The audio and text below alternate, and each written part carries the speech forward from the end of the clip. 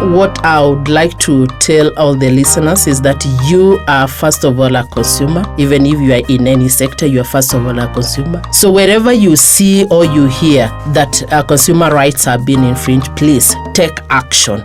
We want to call on you also to use your networks to spread the message. Let us have safe food for our own good, because if our food is safe, then our health will be safe. Then we'll have a healthy nation and a healthy world to live in. Are you wondering how you can learn more about food?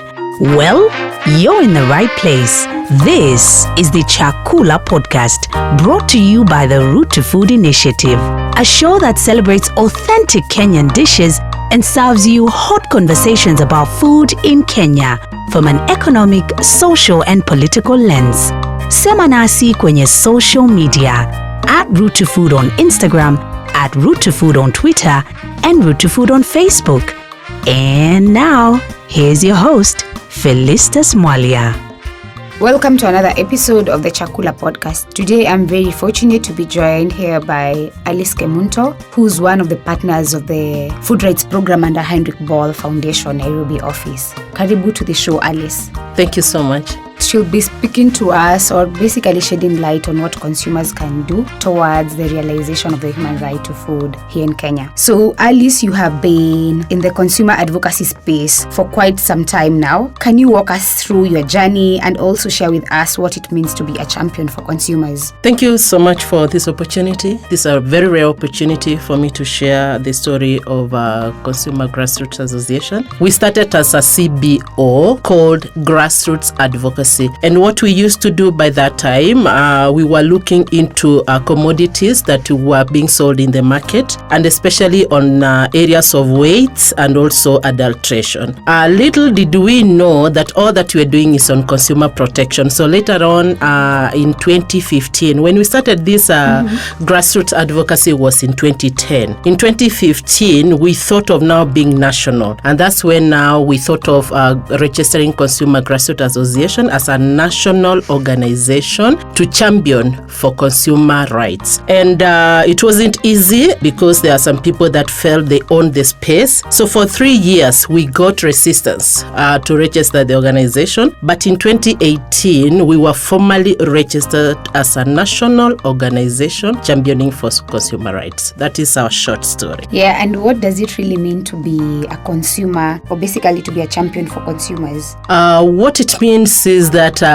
all that is within you and around you is just to ensure that consumers get the best. You advocate for consumer rights and ensure that their rights are not infringed. You educate them on their rights, and that's all that we do as champions. And it's not really easy to be a champion, but it takes grace, but at the same time, it's dedication. It's quite interesting how Consumer Grassroots Association has really grown to do what you are currently doing at the moment. And Alice, one of the areas where consumers have not been actively engaged is food and food-related issues. According to you, why do you think consumers haven't been actively engaged on these issues despite the importance it has on their day-to-day life, health, and safety? We know that without food we cannot survive. We all know that. This is a fact. But at the same time, because of the economic situation that we have in the country, and especially let me talk of consumers in Africa, but specifically in Kenya, sometimes consumers just go for what they can afford just for their own sustainability, not what is good for their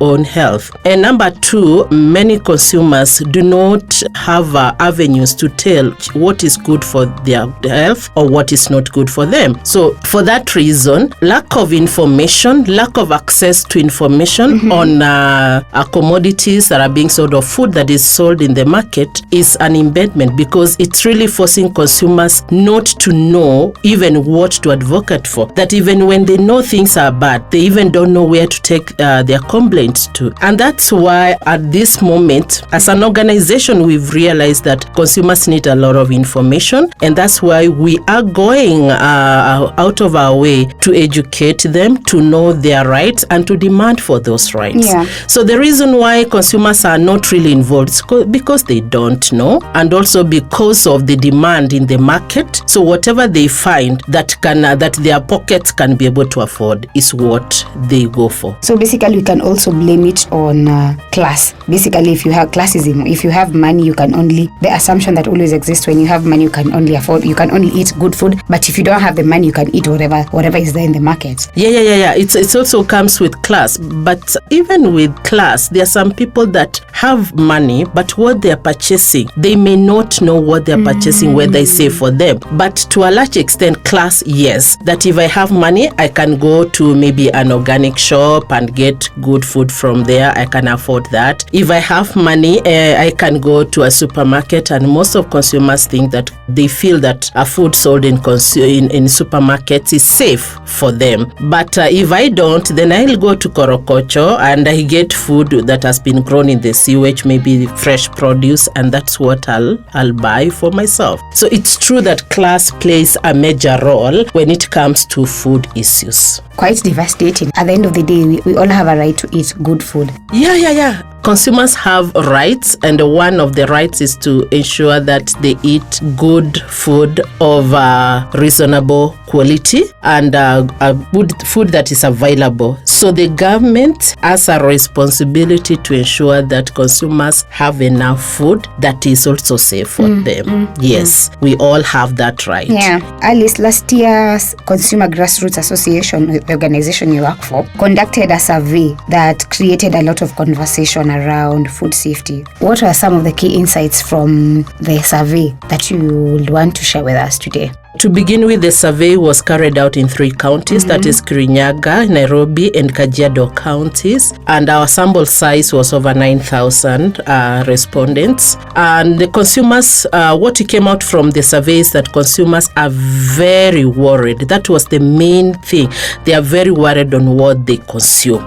Because before, other players thought that consumers do not care about their own health. But this survey showed us clearly that consumers are worried about their own health, and they're very worried about what they consume. That is one thing that came out very clearly. Number 2, the issue of use and misuse of pesticides came out also very loudly because of the areas that we targeted. Also, there are some areas that they are planting food stuff or fresh produce, and they are also using chemicals to grow the fresh produce. And there are consumers that told us clearly that in those areas they are even suffering from some respiratory diseases. And there are also other things that have been connected to pesticides, even including productivity. Yeah. So also that is one area that came out very, very key. The issue of contamination of food from farm to fork also came out very clearly, and even when they are being transported.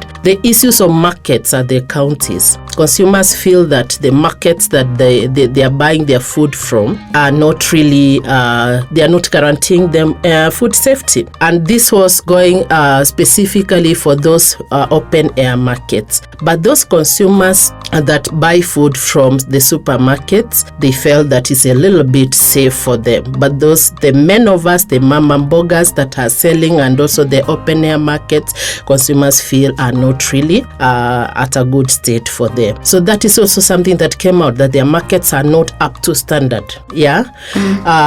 So those are the major issues that came from the survey, and also that the counties are not really doing enough to guarantee them food safety. So that's also something that came out very clearly. Yeah, it's quite interesting that you can see now that consumers are really concerned when it comes to food safety. One of the key things for me from the survey is also that consumers are actually not confident about the way their counties are handling food. You've also mentioned it about how counties are handling food safety issues. You've also mentioned the reason as to why, but how can counties be more proactive in this regard? To begin with, it's good to note that there are many laws laws and regulations and policies that have been scattered in different departments, different ministries that ensure consumer food safety, that is. But it's also good to note that there's a progress that has started being made at the national level to bring all these departments together, even though it has not been realized.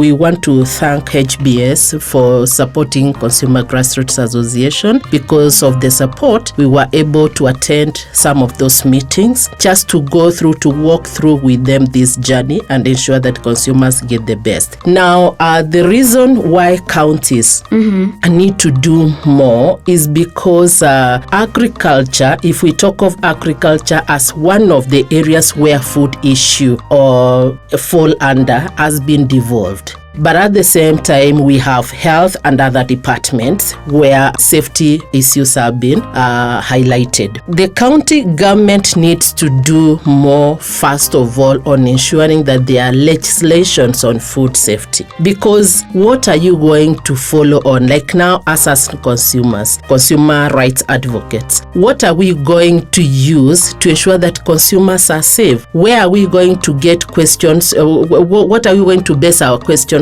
on if there are no laws that have been enacted at the county level to ensure that consumers are safe? So first thing that the county government should do is to ensure that there are policies that have been developed at county level for consumer protection. And when in these 3 counties, when we went around, we realized that there are no laws that are protecting consumers at the county level. And remember, all counties they are very unique. Yeah. They are unique. And with their uniqueness, they need to come up with laws and regulations that will protect their own consumers in that county. So this is one thing that we encourage the government to do. And from the report, we have done petitions to the county governments of So basically, Kajiado. that is what CGA is currently doing to ensure. Okay. Yes. So CGA has done petition to the county of Kirinyaga, Nairobi County, and also Kajiado County. The coming year, we are going to ensure that we follow up to make sure that the laws or areas that we are cited in the report have been picked up and legislation done on the same and adopted by the county assembly to be used by different departments. Then from there, we have also encouraged the county government to ensure that even in their public participation, they make sure that they set apart time and also allocate resources for consumer sensitization so that consumers can know what their rights are and how they can go about ensuring that they are not infringed. Yeah, just a clarification, Alice. Have you done the petitions in all the 3 counties? Yes, we did the petition in Nairobi County, Kirinyaga County, and Kajiado County. But at the time we went to Kajiado County, we realized that they picked it up very quickly and matched it with the bill that they have already started developing at Kajiado County. So in the process, they incorporated Consumer Grassroots Association to be part of the team that is working on that bill. And also the bill is on the food safety bill, and we have the crop bill that they are coming up with, and we have other bills that are in agriculture. There are many, but we are trying to ensure that consumer protection has been enacted or has been captured in those bills. So going forward, we will be following up to ensure that the bills pass to make part of the laws of Kajiado County. So that will be our activity in the next year to ensure that happens. Yeah, that's actually very positive news. But as we are almost finishing the show and as we wind down, besides Kajiado, do you see any change coming besides in Kajiado County, where at least you've been able to see at least positive steps from the government, and also not necessarily from the government? Are you also seeing change in terms of like consumers agitating for safe food in the coming year? or in the future? I'm really glad that many players in this area of food safety are doing their bit. But from our own end, and with the support of HBS, going forward, we are going to carry on with our consumer sensitization, that is advocacy and education. Yeah. But we are seeing change, because even when we started this issue of food safety, we are seeing most consumers coming out and even reporting issues that are happening. They are reporting maybe what is happening on their food system. So we are seeing change, even if we've not really quantified it. If you can see many agitations now coming even on social media, you could see that there's a level of information now that's being trickled down to consumers. But we want to do even more, and we are calling on all our players in this sector to ensure that we work together, we collaborate for consumers to get right information. Because if they don't know, what will they agitate for? They need this information. They need to be equipped so that they can go out there and do the needful. Because when consumers get this information, they can even push more for government to take action and give them what they need. Wow, thank you so much, Alice, for joining me today and for the good insights you've been able to share with me. We've now come to the end of the show. Do you have any parting shots? What I would like to tell all the listeners is that you are first of all a consumer. Even if you are in any sector, you are first of all a consumer. So wherever you see or you hear that consumer rights are being infringed, please take action. We want to call on you also to use your networks to spread the message. Let us have safe food for our own good, because if our food is safe, then our health will be safe. Then we'll have a healthy nation and a healthy world to live in. Wow, thank you so much, Alice. I think I can also add to your powerful words. I think people need to also appreciate the term consumer more, because we are moving from a population where everyone is a farmer to a different dynamic, where the only thing that connects all of us is consumption. True. So if you know that even if you're in media, you just know you're a consumer first of all. Yeah. Those who are in other areas, they should know that they are consumers of services and goods. Kindly, as you've clearly said, let me just be loud enough and say, let us appreciate that word called consumer. Thank you so much, Alice, and thank you so much to our listeners for listening in until the end of the show. If you enjoyed this episode, or if you have any questions, leave them on the comment section below. Asante sana. Until next time, bye-bye.